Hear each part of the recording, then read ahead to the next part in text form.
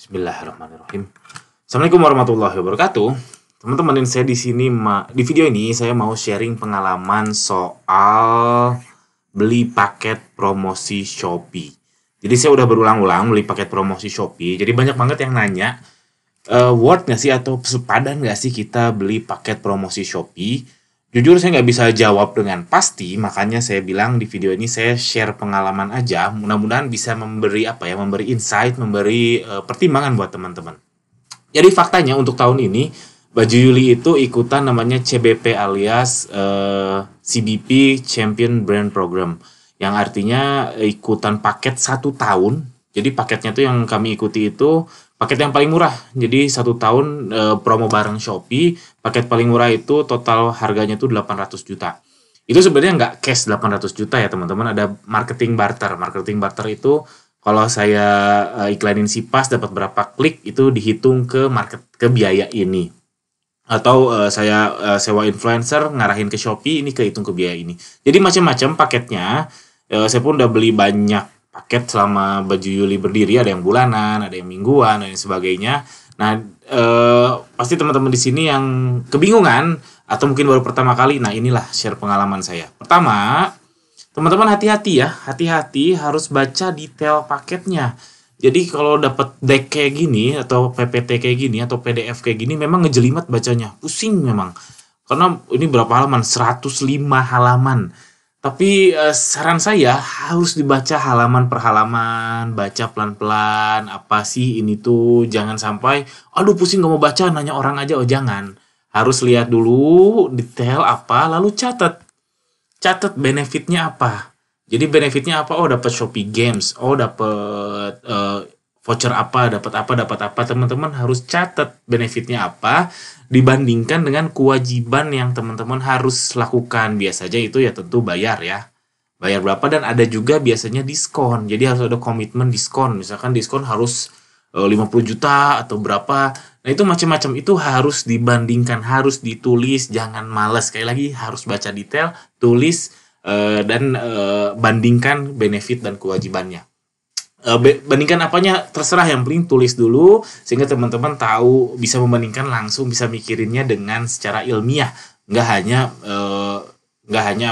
gut feeling, nggak hanya insting aja. Lalu hati-hati juga tema promonya, yaitu ngaruhnya ke audiensnya. Jangan sampai ditawarin promo Natal tapi jualannya baju muslim, atau promo Imlek jualannya yang nggak nyambung gitu. Nah itu hati-hati, tema promonya juga harus diperhatikan. Nyaruhnya ke apa? Ke audience. Oke, kita lanjut. Ini pertimbangan yang biasanya saya lakukan. Yaitu yang pertama saya lihat tuh harga paketnya berapa. Lalu bandingkan dengan omset saya. Lalu lihat data lonjakan. Oke, contohnya gini. Misalkan harga paketnya 2 juta. Tapi omset teman-teman sebulan itu 3 bulan kebelakang lah, atau sebulan terakhir tuh cuma 2 juta. Terus pernah nggak lonjakannya itu sampai 10 kali atau 20 kali omset teman-teman? Kalau ini nggak pernah, berarti ini udah pasti boncos, karena omset teman-teman biasanya 2 juta, harga paketnya juga 2 juta. Namanya plus, artinya rugi. Dan biasanya sepengalaman saya lonjakan akibat paket promo ini ya, itu paling gede itu 2 kali. Jadi dengan paket promo ini omset saya yang tadinya misalkan 50 juta jadi 100 juta. Paling gede sepengalaman saya gitu. Sekali lagi paling gede.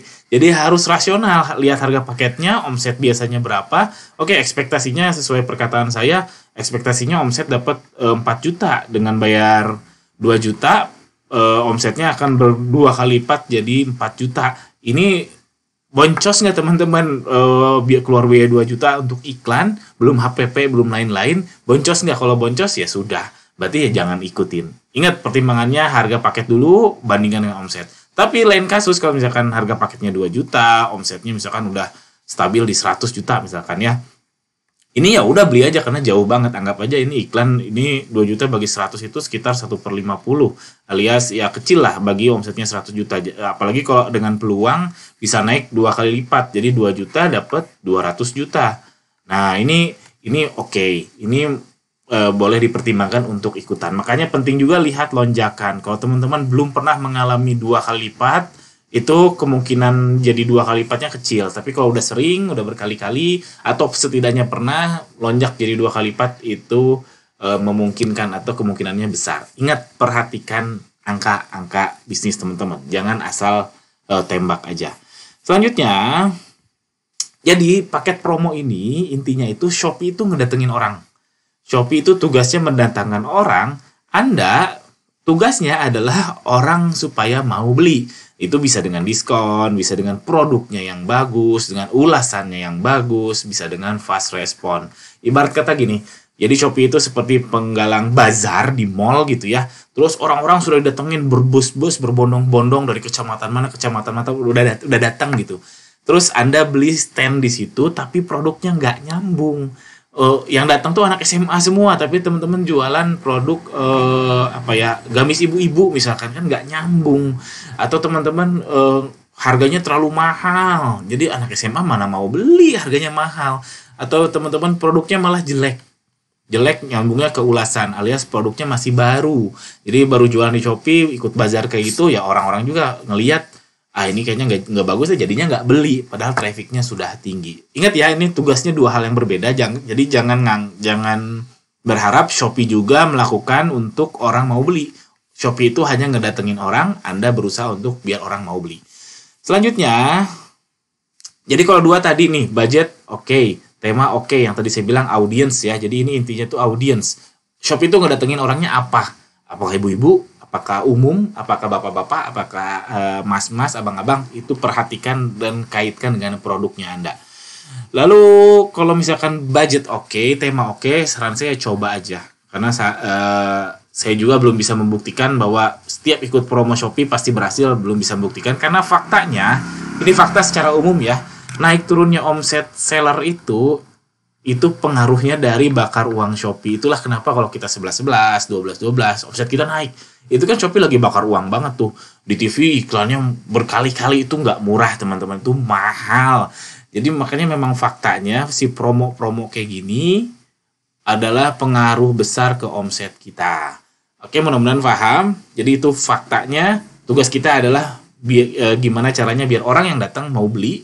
Tugas Shopee adalah mendatangkan orang.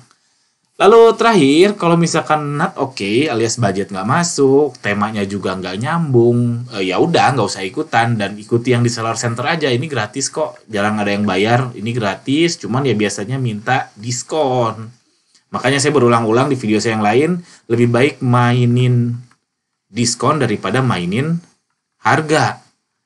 Nah, jadi kalau mainin diskon, kita set harga lebih tinggi, lalu diskonnya bisa naik turun, kita bisa ikut campaign ini. Dan ingat sekali lagi bahwa faktanya naik turunnya order omset seller di Shopee itu pengaruh dari seberapa banyak Shopee bakar uang atau seberapa banyak promo yang Shopee adakan. Oke, itu aja sharing pengalamannya, mudah-mudahan ada manfaatnya. Jika teman-teman suka, tolong subscribe channel saya ini. Jika ada pertanyaan, jangan ragu untuk tuliskan di kolom komentar di bawah seputar hal ini atau seputar apapun juga boleh. Sekian, Assalamualaikum warahmatullahi wabarakatuh.